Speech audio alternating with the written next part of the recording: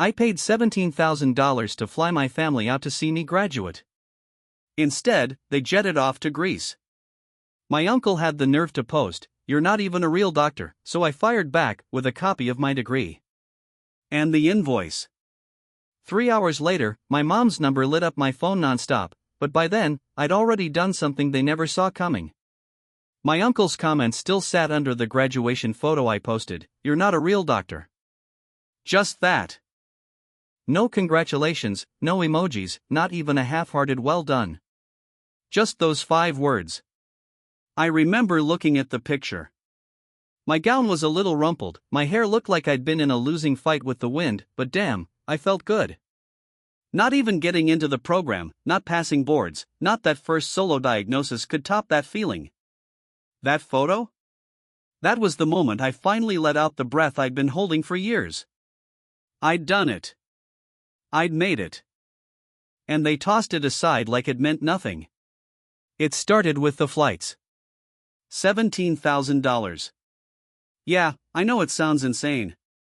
But I bought those business class tickets for all 3 of them because mom's back can't take economy, and dad deserved some comfort after all he'd done for me. I didn't argue. I just paid. I even went the extra mile, printed the itineraries on thick, fancy paper and tucked them into little envelope folders. "Your flight's on the 4th, I told them. "Commencement's the 6th, dinner's on me. Be early, they're calling my name up front." Mom clapped, Dad gave a small nod. My sister Olivia asked if her boyfriend could tag along. I said sure. They never boarded the plane. 3 hours before their flight, Olivia texted, "We're not gonna make it. Something came up. I'll explain later. Love you." That was it. At graduation, I scanned every face in the crowd except the one I actually wanted to see. I kept glancing toward the front row I'd reserved just for them. Empty. Still had to smile for the photos, shake hands, accept my diploma, pose for the group shot. Alone. Later, I opened Facebook. That's when I figured out what "something came up" really meant. There they were, Mom, Dad, Emma grinning in front of a whitewashed chapel perched on a cliff, the Aegean stretching out behind them like it was pulled from a travel ad. The caption? "Dreams come true in Santorini. Family time is the best time. No mention of me. No apology.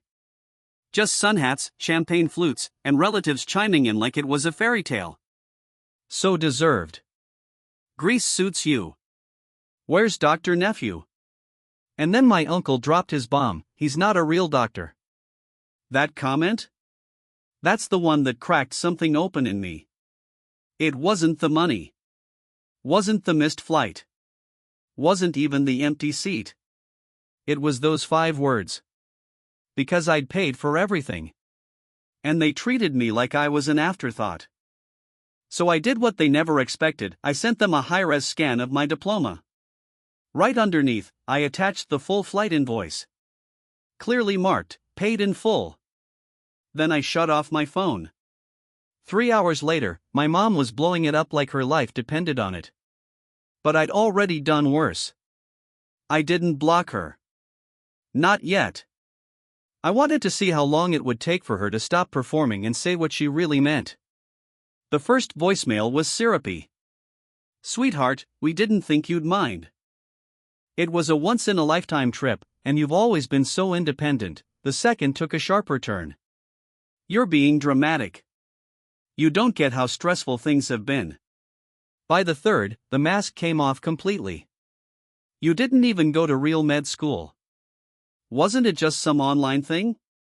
Let's not pretend you went to Harvard." That's when I blocked her. Then Emma. Then Dad. But I wasn't finished listening. I went back to that Facebook post. Hit refresh. My uncle's 5 words? 37 likes now. I scanned the list. Aunt Margie. Cousin Luke. Even my godfather, the guy who gave me a toy stethoscope at 12 with a card that read "For our future Dr. Samuel." I stared at the screen. Then I started saving screenshots.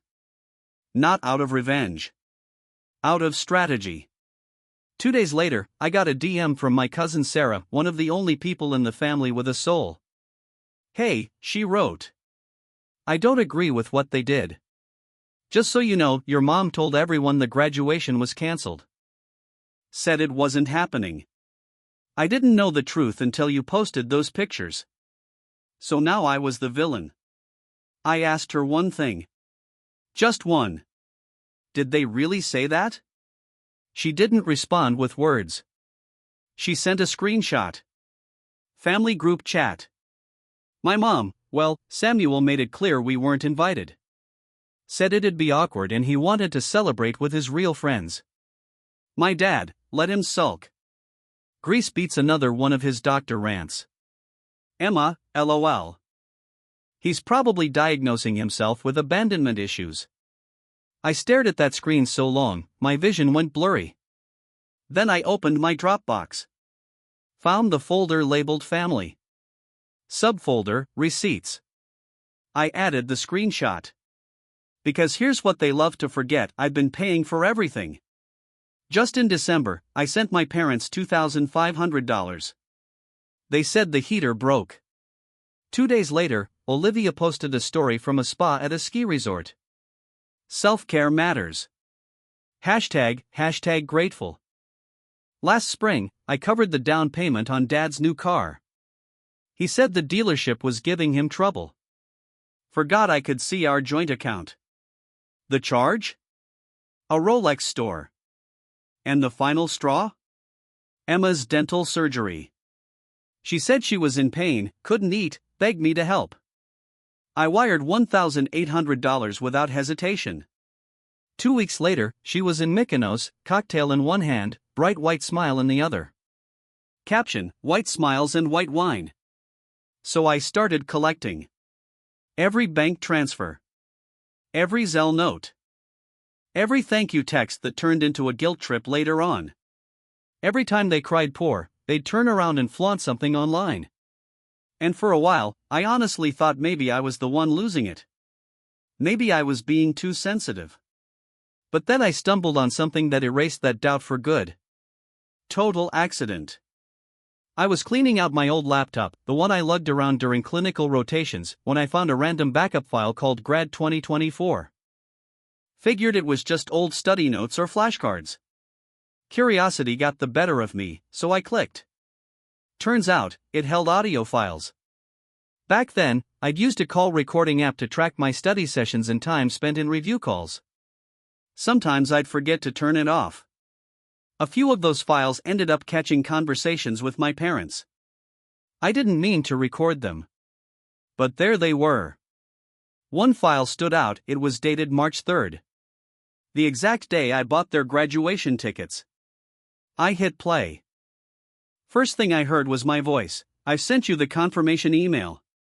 You should see the flights to Boston for the 4th, hotels booked too, under my name." Then came Mom's voice, "Sweetie, that's a lot of money. Are you sure you want to spend that much? And Dad, let the boy do it. He's got doctor money now, right?" Laughter. Olivia chimed in next, "Well, if he's really a doctor. Not like those Zoom degree folks." More laughter. Then came the part that hit me like a punch to the ribs. "My dad again, he thinks we're gonna show up and clap like seals. Doesn't even realize he's just our retirement plan." That was the last thing on the recording. I didn't move. Just sat there staring at the wall, the laptop still open in front of me. Then I dragged the file into my receipts folder and gave it a name, not a real doctor. MP3. That night, I didn't plot revenge. I made a plan, for clarity, for truth. If they were going to treat me like a walking wallet in a white coat, then they were about to learn what that really meant.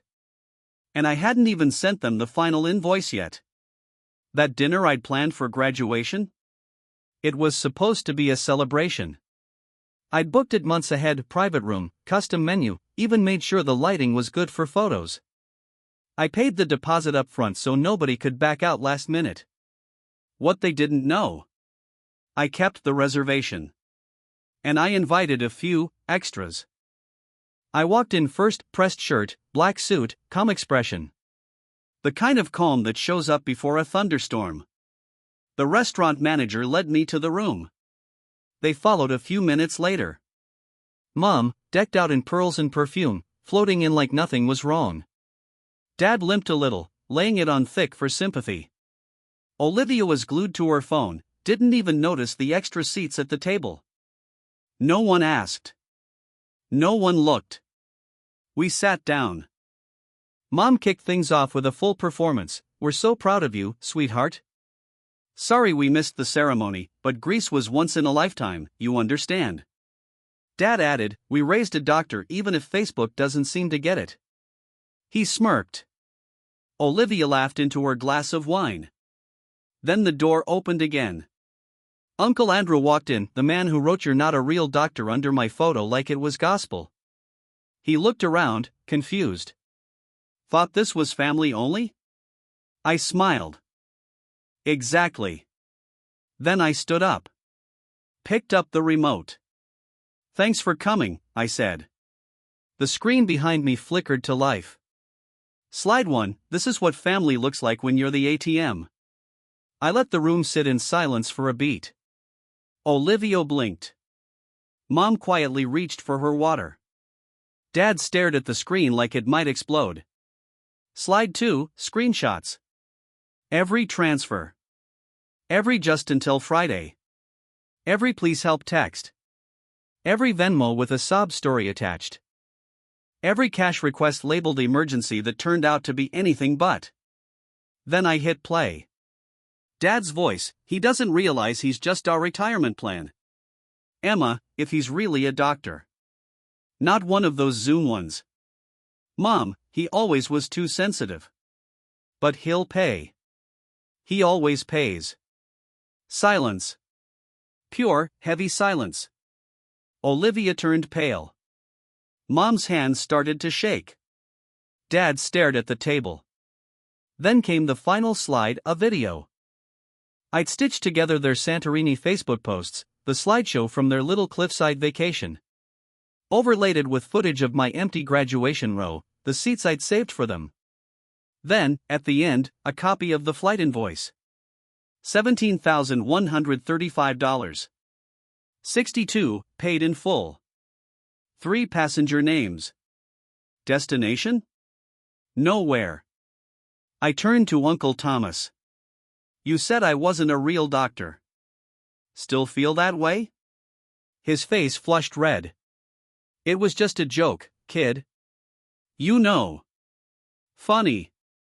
Didn't sound like a joke when 37 people liked it." Then I looked around the table. "You all called me family when it was convenient. But really? You just wanted a bank. Not a brother. Not a son." I reached into my bag and pulled out a folder. Opened it on the table. Inside, copies of tax returns I'd filed on their behalf. Credit card statements I'd paid off. A notarized deed transfer for the house.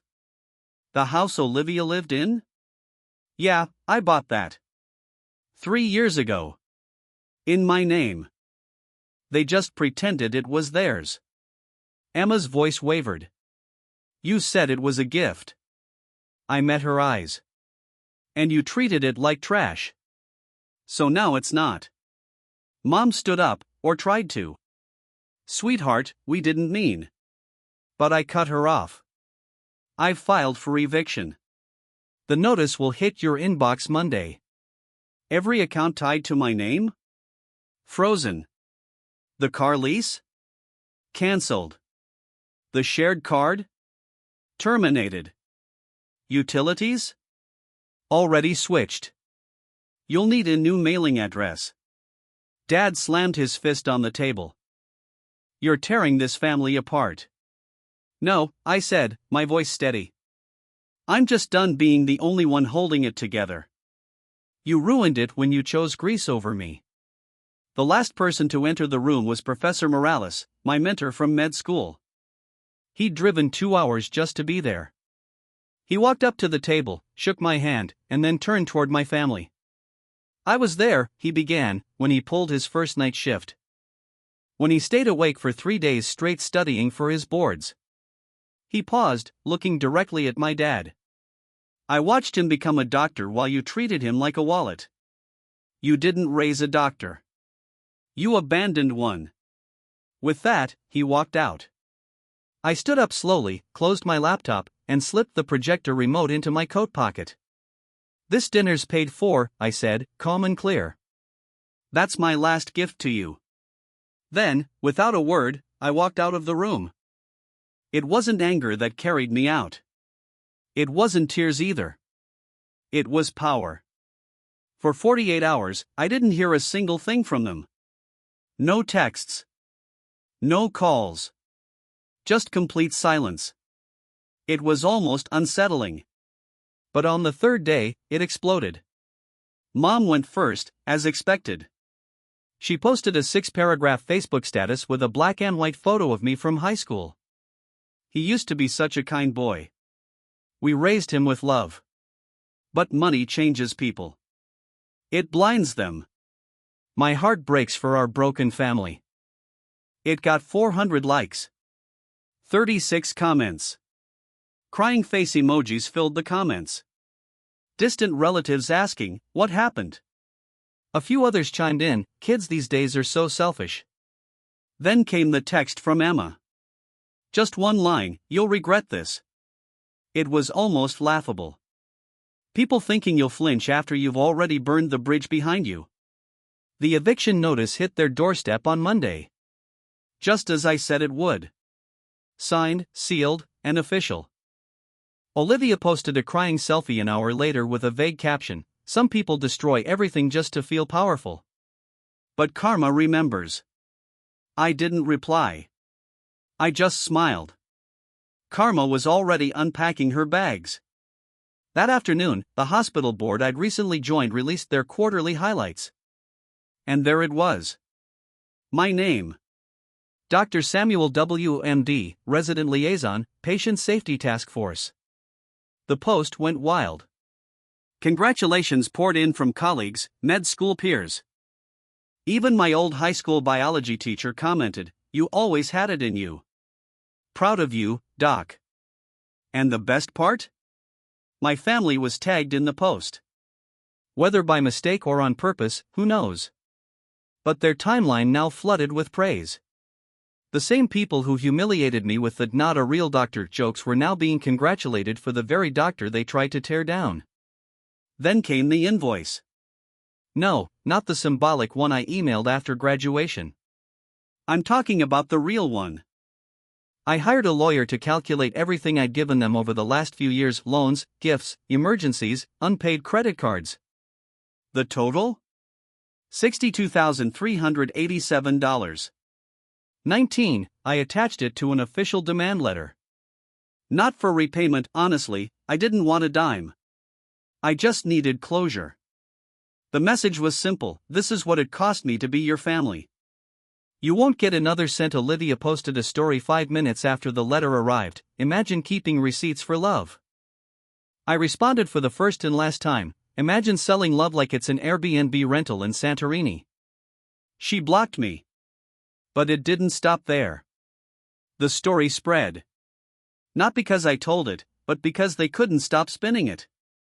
They told everyone, neighbors, friends, even strangers, that I had turned into a monster.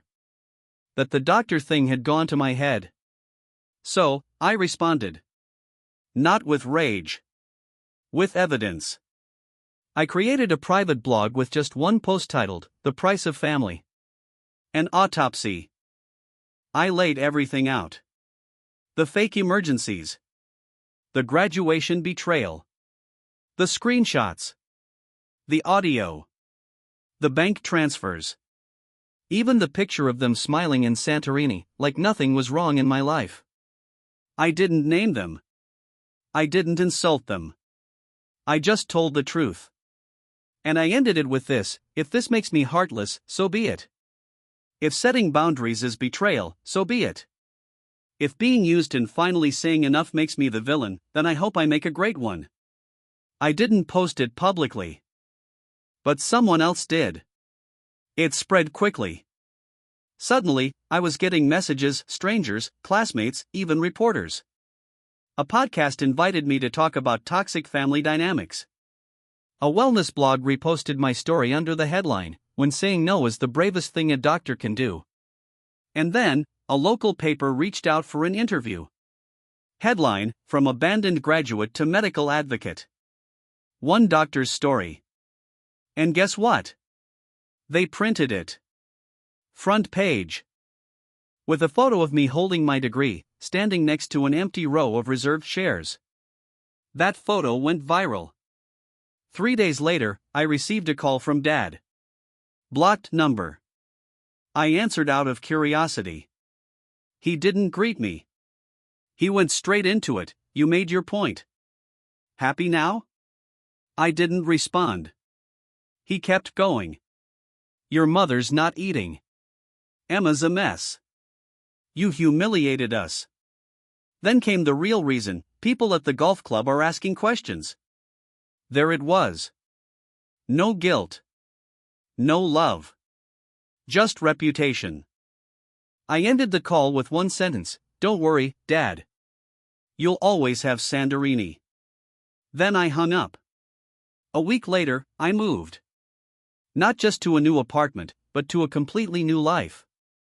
I bought a townhouse under a different name. No forwarding address. New phone number.